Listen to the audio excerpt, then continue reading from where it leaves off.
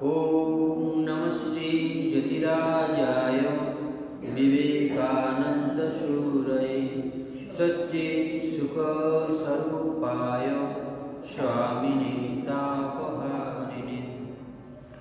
तो আমরা ভক্তমালিকা থেকে প্রেমানন্দের প্রেম কথা তার জীবনের অনেকটা পেরিয়ে এসেছি আমাদের পাঠে। এবার তার লাস্ট জীবনের কিছু কথা আমরা পাঠ করব। প্রেমানন্দের বৈরাগ্য, কারণ বৈরাগ্য না হলে সংসার ত্যাগ করা যায়নি, সেই জন্য প্রেমানন্দের বৈরাগ্য। তার নিত্য ব্যবহার্য দ্রব্যের মধ্যে ছিল একজোড়া কাপড়, একজোড়া ফতুয়া, একখানি গায়ের চাদর, একজোড়া চটি জুতা, একটি লাঠি ও ছাতা। শীতের সময় একখানি চাদর ও একটি তুলোর জামা অধিক ব্যবহার করিতেন। এই সময় সামান্য দ্রব্য হইতে আবার দানও চলিত। অসুস্থ অবস্থায় দেওঘরে থাকাকালে জনৈক নাপিত চুরির অপরাধে ধরা পড়ে। অভাবের স্বভাব নষ্ট হয়, সুতরাং শাসন না করিয়া অভাব মোচন করাই সক্ষম ব্যক্তির কর্তব্য। এই ছিল স্বামী প্রেমানন্দের ধারণা। অতএব তিনি ধৃত ব্যক্তিকে শাস্তির পরিবর্তে একটি টাকা দিতে বললেন। শুধু তাই নয়, সেবক দূরে সরিয়ে গেলে নিজের ব্যবহার্য গামছাখানিও তাকে দিলেন। এই ভাবটি যখন আমাদের আসে, তখন এই যে শরীর বা এই যে সংসার অনিত্য, সেই ভাব থেকে তখন এই চরম ভাব আসে। না হলে আমাদের যখন ভয়ারে দিয়ে দিলাম সংসারে অভাব হবে, আবার কি বাহ্যিক দৃষ্টিতে বিচার্য বিষয় হচ্ছে যে অন্যায় করেছে, চুরি করছে, তাকে একটা শাস্তি বিধান করা উচিত। সেই যখনই এই আত্মা বা এই শরীর বা এই মন যখন ঊর্ধ্বগতি হয়, তখন এই বাহ্যিক যে পরিমণ্ডল আছে, সমাজ বা এই সংসার, এইখান থেকে মন যত উদার হবে, যত উপরে হবে, ঈশ্বর বিমুখ হবে, তখন আমরা এইগুলো বিচারের মধ্যে আনতে পারবো না। তখন দেখছেন মানুষের যে ভগবানের অবশিষ্ট জীব, তখন তাতে এই সেবা ভাবটাই বেশি করে হয়। সেই জন্য প্রেমানন্দজি মহারাজের এই ভাবকে আমরা এখানে দেখতে পেলাম। স্বামী প্রেমানন্দের চরিত্রের আর একটি বিশেষত্ব ছিল, শ্রী শ্রী মাতা ঠাকুরানীর প্রতি তার অসীম ভক্তি শ্রদ্ধা। মায়ের আদেশ ভিন্ন তিনি কোনো বিশেষ কার্যে অগ্রসর হইতেন না এবং মায়ের আদেশে সমত পরিত্যাগ করিয়া সর্বদা প্রস্তুত থাকিতেন। শ্রী শ্রী মাতা ঠাকুরানীর সম্বন্ধে তিনি একটি পত্রে লিখিয়াছিলেন, শ্রী শ্রী মা মনুষ্য দেহ ধারিণী হয়েও তার অপ্রকৃত ভগবতী তনু জীবের কল্যাণের জন্য মনুষ্যবৎ লীলা করছেন। আর বলতেন, শ্রী শ্রী মাতা ঠাকুরকে দেখেছি ঠাকুরের চেয়েও বড় আধার। তিনি শক্তি স্বরূপিনী কিনা তার চাপবার ক্ষমতা কত, ঠাকুর চেষ্টা করেও পারতেন না, বাইরে বেরিয়ে পড়ত। আর মাতা ঠাকুরের ভাব সমাজে হচ্ছে তিনি কাউকেও জানতে দিতেন না। 1914 মে স্বামী প্রেমানন্দকে মালদা লইয়া যাইবার জন্য জনৈক ভক্ত বেলুড় মঠে আসিয়া তার সাগরে তিনি যাইতে সম্মত হন। তিনি বলেন যে ব্যক্তিগত সম্মতি থাকলেও যাবার পূর্বে শ্রী শ্রী মাতা ঠাকুরের অনুমতি লইতে হইবে। তদনুসারে ভক্তগণ কলকাতার উদ্বোধন বাটিতে উপস্থিত হইয়া প্রেমানন্দ মাতৃচরণে সমস্ত নিবেদন করিলেন। স্নেহময়ী মা যখন শুনিলেন বাবুরামের শরীর তত ভালো নয়, উৎসব স্থানের পথ দীর্ঘ এবং দুর্গম, আর উৎসবের অনিয়মাদি হইবে, তখন বলিলেন, তবে গরমের মধ্যে এতদূর নাই বা গেলে। বাবুরাম অবনত মস্তকে আদেশ মানিয়া লইলেন। এদিকে ভক্ত তো শুনিয়া আকাশিত করিল। এই অল্পক্ষণ পূর্বে যাত্রার সমস্ত আয়োজন প্রায় ঠিক হইয়া গিয়েছে, আর এখনই তিনিও তৎক্ষণাৎ মাতৃ সকাশে উপস্থিত হইলেন। বুঝিয়া দিলেন যে মালদা তেমন দূর নয়, আর যাতায়াতও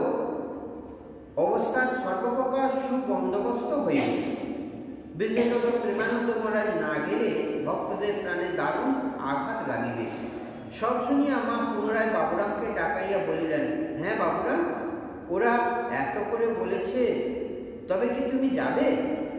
মাতৃভক্ত উত্তর দিলেন, আমি কি জানি মা, তা আদেশ করবেন তাই করব।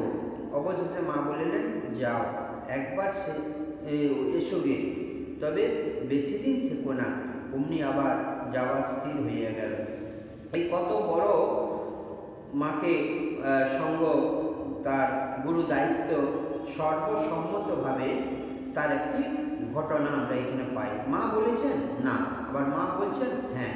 এই যে উচ্চ আসনে মা, তিনি যে মা সঙ্গজননী, এই ঘটনাতে আমরা তার প্রকাশ পাচ্ছি। এই আত্মসমর্পণের ভাব অন্য প্রকারেও তার জীবনে প্রকটিত হইত। মঠে তিনি বাস করিতেন শ্রী ঠাকুরের নির্দেশে। তার আদেশ ভিন্ন কিছুই করিবার উপায় ছিল না। সেই আদেশ শুধু হৃদয়ের সূক্ষ্ম অনুভূতি রূপে নামিয়া আসিত না, স্থল বিশেষে নির্দেশ দেবার পর বিগ্রহ ধারণ করিয়া ঠাকুরের সম্মুখে উপস্থিত হইতেন। একবার মঠ পরিচালনা সম্বন্ধে গুরু ভাতাদের সহিত মতান্তর হওয়ায় তিনি অন্যত্র গমনে সংকল্প লইয়া মঠের ফটকের দিকে অগ্রসর হইলেন। সবেমাত্র পরিধেয় বস্ত্র, গামছা একখানি, এক খণ্ড কাপড়। কিন্তু সে যেই ফটকে পার হইয়া পা বাড়াইবেন, অমনি দেখিলেন ঠাকুর তাহার কন্দস্থিত গামছা ধরিয়া আকর্ষণপূর্বক বলিতেছেন, যাচ্ছ কোথায় চান? যাচ্ছ কোথায় চান? আমায় ফেলে যাবে কোথায়? স্বামী প্রেমানন্দের অনির্দিষ্ট পথের যাত্রা সেখানেই সমাপ্ত হইল। এবং ঠাকুর বারবার বলছেন, এই হাত দিয়ে ঘুরে বলতেন, কোথায় যাবি? সব এখানে।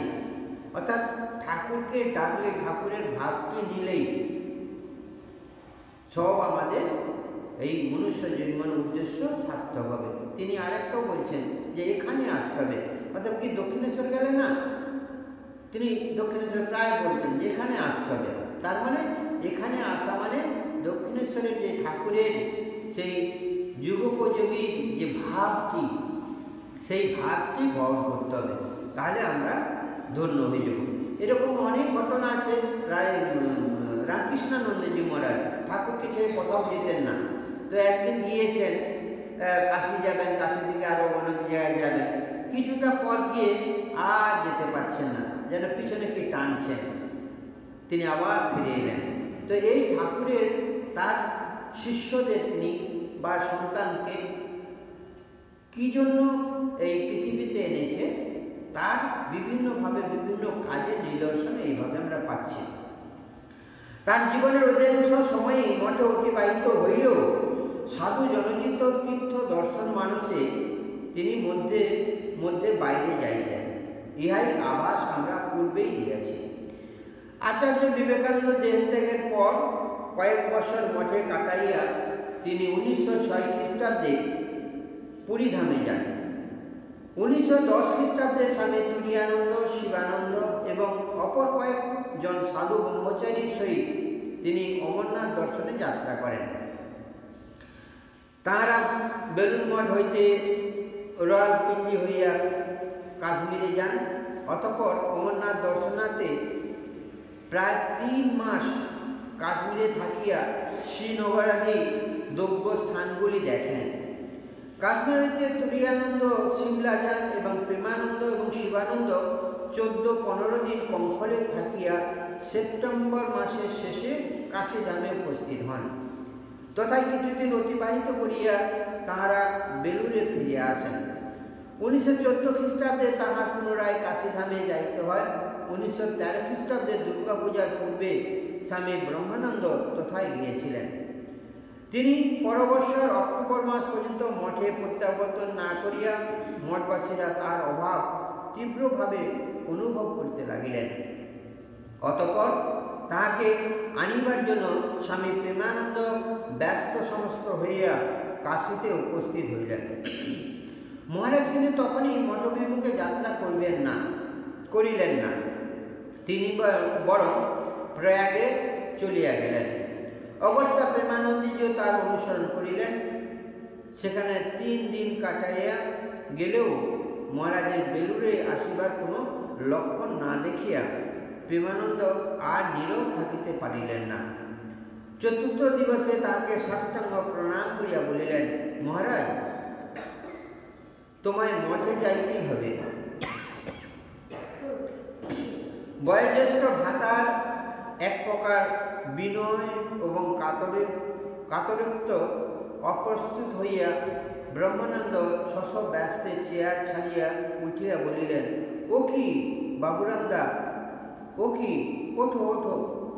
বালক মহারাজ ততাবস্থায় থাকিয়াই পুনরায় আকুল আবেদন করিলেন।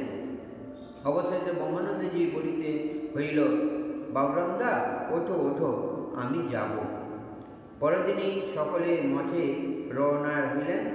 এখানে পাই অনুপম গুরু ভাতৃপ্রেম আর ততোধিক অতুলনীয় অধ্যক্ষের প্রতি আনুগত্য। রামকৃষ্ণের সঙ্গে ইহাই ভিত্তিভূমি। পরবর্ষ প্রেমানন্দে নীলাচলে যাইবার কয়েক মাস মহারাজের সহিত কাটাইয়াছিলেন। 1916 খ্রিস্টাব্দের শেষে তিনি শেষবারের মতো কাশীধামে গমন করেন এবং 1819 খ্রিস্টাব্দে প্রারম্ভে মঠে বেলুড় মঠে ফিরে আসেন। এত ব্যতীত মঠ জীবনের প্রারম্ভ কোনো এক সময় তিনি স্বীয় জনকে লইয়া রামেশ্বরাদি তীর্থ দর্শন করিয়া আসিয়াছিলেন। এইভাবে তিনি ভারতের প্রধান তীর্থগুলি প্রায় সমস্তই দর্শনপূর্বক স্বয়ং তৃপ্তি লাভ করিয়াছিলেন এবং স্বীয় সাধুত্বের স্পর্শে তাঁদেরও তীর্থর্থ সম্পাদন করিয়াছিলেন।